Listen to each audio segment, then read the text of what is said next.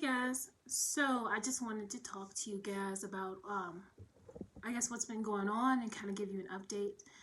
Um, so I will be starting my PPE or my internship for WGU. I start next week.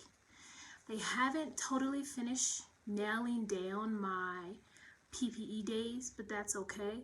Um, So far, I have the month of January, well, the rest of the month of January and February, I think pretty much totaled out, like all of my days set up. I am hoping to be finished with my PPE um, uh, by April. I think the second week in April. The second week in April, I should be done. And I kind of wanted to make this video today to talk to you guys about some of what's required for the PPE. So when you first get started with your PPE, they'll ask you, so they'll send you your placement coordinator, and this will be a person that'll be like the go-between between you and WGU's health placement center. Even though you have to do immunizations and a physical or whatever for your job, let's say you're doing it at your place of employment, even if you're doing it there, you still have to do the health requirement immunizations for WGU, or you'll have to submit what you've already done for the hospital. So like, for example, I'm doing my PPE with my current employer, just in different departments in different areas. That's one catch. You can do it at your current place of employment, but you can't do it in your department. It has to be outside of that department. So that's the only catch with that. And my employer was nice enough to not take my PTO, but let me work on the weekends in order to get everything, to catch up on my work and to keep everything, instead of me losing hours and stuff. So you'll have to get all your immunizations done again for them and turn it back in. So like, for example, if you've been working at your facility for like, I don't know, 5 years, 6 years, something like that, you decide to do your PPE there, that's fine, but you'll probably have to get a new TDAP done because they want a 2-step TDAP, and I did not realize this until the last minute. I was supposed to start my PPE, my internship, this week. So like today or yesterday would have been my first day. But because I didn't realize that the skin test, the tuberculosis, is not tuberculosis, TDAP, no, it's a tuberculosis. So skin screening was a 2-step test and not a 1-step. I kind of just missed the boat. That was my fault. So I ended up having to get it done on my own twice. And I went to a local clinic and got it done. A little clinic that's attached to the King Super. So I got all that stuff done. And then I had to get like Hep B and all that stuff because I had, I've only got like the 2-shot series because I missed my 3rd one. So thank God I haven't had to like go back and get that again, because I'm pretty sure I probably have to start the immunization cycle again because I missed the 3rd cycle. I know I've had these immunizations when I was younger, and I'm pretty sure I probably had a screening for the Hep B when I was pregnant with my son, which was 2018. So I'm just trying to so they're just trying to make sure you have everything squared away. So I would be aware of that. I think the immunizations probably took the longest, even though I had majority of them. Thank God I was pregnant in 2018, and they did another, like they test your, they take labs to test to make sure you're not have an infectious disease and that you have immunities against these things. So I went ahead and submitted all that paperwork, and then the TDAP, the skin test, is what took the longest. So you have to get all that stuff done, and that can take a while. And then they work on your placement. It is so imperative that you already have a place in mind and that you've already made contact with them and got a, yeah, I can host you. what I've been hearing from other people in my cohort is that they are still waiting on placement 6 months in already. Um, this one lady I talk to regularly, she's been waiting about 6 months now, 4 to 6 months now, from the time that she's already done with her immunizations. She's turned in all her paperwork for immunizations and her physical, signed her student attestation notes and all that stuff. They're still working on placement, and it's a lot of stuff, in detailed with the placement. They have to make sure that your facility that you choose or the building that you choose has a contract with WGU and will allow you to come into the facility. If not, they have to sit down, like the lawyers have to sit down from the facility and the lawyers have to sit down from WGU, and they have to negotiate a contract for you to come in. So that can take quite some time. So I would say if you're going to do a PPE at any site, even if you work there, make sure that your manager or your supervisor or your boss knows that's what you want to do, and reach out to them early ahead of time and see if they have a contract with the hospital or the facility. I would go to human resources and I would ask human resources, is that a contract that they have, or your manager could do it for you. But make sure like they CC you on the email so you can keep track of what's going on. Keep that paper trail going. So after they do all of that, after they find you placement, you have to email you have to email the placement coordinator at WGU and say, hey, I've got placement now. They've cleared me for compliance and all that stuff.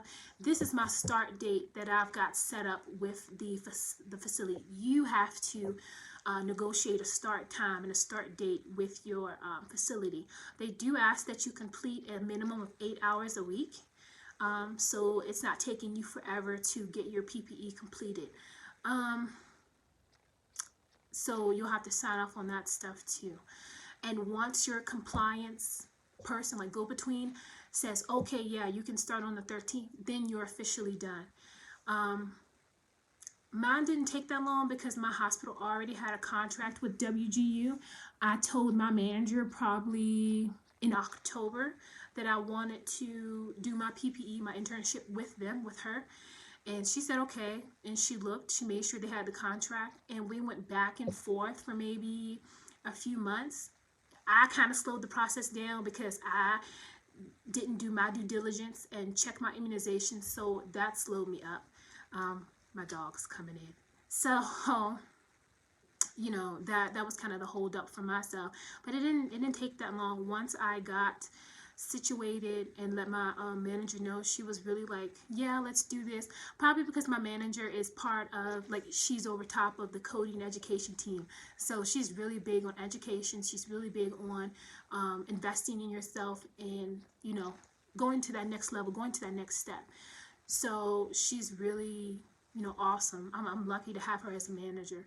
So so I think the timeline for most PPEs, if you're not doing it within a facility that has the contract with them, is about 6 months and more. It's just how quickly the lawyers can work through with that current facility. So like another thing I wanted to talk to you guys about. So I want to, I guess, vlog. I don't even know if I want to vlog because I know that I cannot bring my camera into some of those sites because these are the part of the PPE that I'm doing. Because, okay, so there's two PPEs. There's a lower level PPE, and it's just like the associate level. Like, oh, this is beginning job, entry level positions. That's one PPE. And then there's a PPE 2. And that's the managerial level. So that's what I'm completing right now. So because these are system meetings, governance meetings, HIPAA meetings, and therefore the entire hospital, the entire system of my organization, I can't vlog those meetings. I can't bring my camera into the room or anything like that. But I think I can bring my camera or something into the hospital. I might not be able to. I'm just going to bring it with me and just do as much as I can and show you guys as much as I can, and we'll see what we come up with. But that's what I want to do, because I want to show like what it's like to do the PPE. I think that's like the biggest mystery, here at WGU. Even though they're an online university, they do give you some flexibility as far as what you want to do for your program and your PPE, because if you have like managerial experience, I think at least 3 or 2 years, something like that, you actually don't have to do the physical PPE, like go into the building and all that stuff. You can opt for a project. But that's only if you have managerial skills and you're certified, like you have some type of certification, like a CDIP, or I guess a CCS or RHIT or something like that. Otherwise, I guess any type of certification, I don't think they really care. I don't think they're super picky. So it's just long as you have the managerial or even supervisory experience, some type of management experience, they'll let you slide, I think. So yeah, so I want to try and I guess get as much footage and like what's going on while I do my PPE. I think that would be a good experience, but I don't know. I guess I don't have to know how you guys feel about it. I know I won't be able to go into the building because those are secure areas that I'm going into, especially one of the building that I'm attached to as an employee. That is a very secure building. I'm attached to the Oracle building. Do you guys know what Oracle is? It is a IT company, and they I don't know, they produce IT stuff. I don't know. Anyway, the building's really nice, but it's really super secure because they have so much like technology and stuff going on there. So I know I can't vlog there, but I can at least show you guys like some of the building, and I guess like me going in and stuff like that. And maybe when I come out, once I talk to my manager and stuff and see what's okay to share, I can share that with you guys. Yeah, and I'm also kind of like wondering like what I'm gonna do after I finish this channel out. There's like really nothing else happening in my, I mean, I do have more educational goals after this. I'm contemplating getting my master's degree through WGU. If I do it, I think I'm gonna go the leadership role instead of the other option where it's strictly HIM directed, you know. The leadership is more of like if you want to be a director or you want to be a CEO or something like that, like a higher level management that encompass the whole entire department, not just a specific area, I guess. That's what I'm thinking. But it's only 11 classes, so that's not that bad. And I don't know if that's just the classes like total, like that's just what I'd have to take if I was transferring in, or would they count some of my classes from my bachelor's degree program to the master's, and what would be left? So I'm contemplating doing that, but I think I would definitely need like a scholarship, because I don't have money like that, and I don't want to keep taking out student loans. Education is not free and it is not cheap. So, but I do believe investing in yourself. So that's why I'm continuing to get my bachelor's degree. And it's also something that I've wanted to do for myself for quite some time. I also want to get my CCS. So I don't know, maybe I'll take a break from WGU after this and go for my CCS. I'm not really sure yet which route I'm going to go. I could probably talk myself into either. I think I probably could talk myself into WGU. But yeah, let me know what you guys think. Since I'm such a new YouTuber and I'm not that great at this, you know, any advice or suggestions you guys have as far as like what you guys would want to know, as far as like questions you guys want to ask for the PPE, that would be cool. I mean, like I would want to know. Like I know for sure I'm sitting in on a governance committee phone call. I'm going to meet the CDI team. I'm going to meet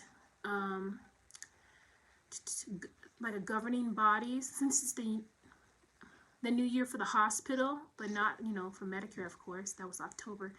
Some of the governing bodies are coming in, I guess, to review the hospital. So our hospital, I can't remember what the payer system we were on or what we're going to now, but the payer system is changing, and I guess we're going to what everybody else is. You know, I can't remember how or what my manager was saying. I kind of spaced out because when they did that and they transitioned from the payer system, I have to look it up so I don't sound dumb. Whatever payer system they switched to the new one this year, um, um, they took to offset the cost, they took things from the employees. Like they shortened up our PTO and they took like a week from everybody. So we used to get 240 hours of PTO in a year and we could roll our PTO over. Now we cannot. We get 200 hours a year. We cannot bank them. We have to use them. So that might change in the years coming up once we get settled down and really see what the bottom line is going to be since we're switching to this new payer program. I think it is, I don't know what it is. I'm not going to guess. So, yeah, so there's a few changes that are coming. I still like the company regardless of what's going on. They do have my loyalty. And this is the first company that I've ever felt loyalty to, so I don't plan on going anywhere. So I guess we'll see, you know. So yeah, let me know, like, down in the comments, or you guys can send me an email if you don't want to put it in the comments, and like let me know what you guys think. Do you guys like have any questions about the PPE? Do you guys have any questions about I guess what's going on in the PPE? And any requirements, because there are a few, but any requirements you guys want to know about. Okay, bye y'all.